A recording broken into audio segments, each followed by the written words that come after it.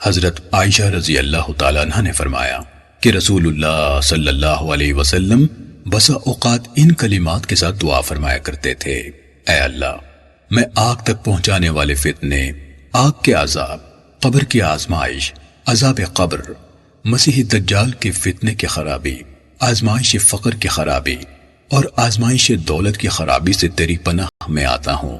اے اللہ، میری غلطیوں کو برف کے پانی اور اولوں سے دھو ڈال، اور میرے دل کو غلطیوں کے اثرات سے یوں صاف فرما دے جیسے تو نے سفید کپڑے کو میل کچیل سے صاف رکھا ہے۔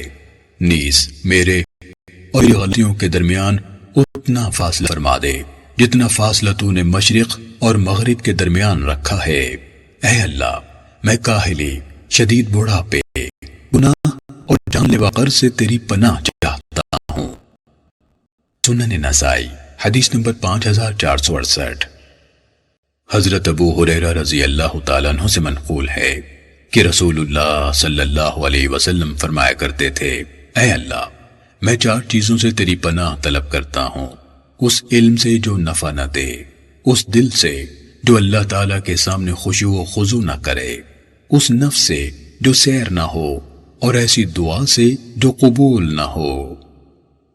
سنن نسائی حدیث نمبر 5469۔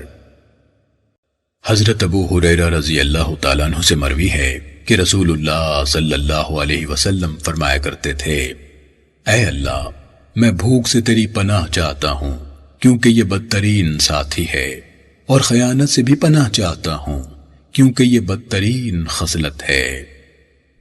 سنن نسائی حدیث نمبر 5471۔ حضرت انس رضی اللہ تعالیٰ عنہ سے منقول ہے کہ نبی اکرم صلی اللہ علیہ وسلم یہ دعائیں فرمایا کرتے تھے: اے اللہ، میں تیری پناہ میں آتا ہوں ایسے علم سے جو نفع نہ دے، ایسے دل سے جس میں اللہ تعالیٰ کا ڈر نہ ہو، ایسی دعا سے جو سنی نہ جائے یعنی قبول نہ کی جائے، اور ایسے نفس سے جو سیر نہ ہو۔